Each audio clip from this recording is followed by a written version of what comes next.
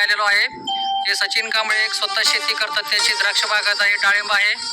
पण याने स्वतः आज ब्लोअर विकण्याचा व्यवसाय चालू केलेला आहे शेती करत करत. हा ब्लोअर त्यांनी स्वतः तयार केलेला आहे.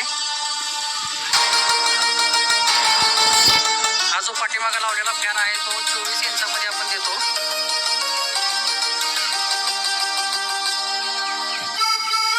आणि याला लावलेले जे घन आहेत ते इटालियन आहेत. ते आपण गिअर प्रमाणे ऍडजस्ट करू शकतो. हे पाहते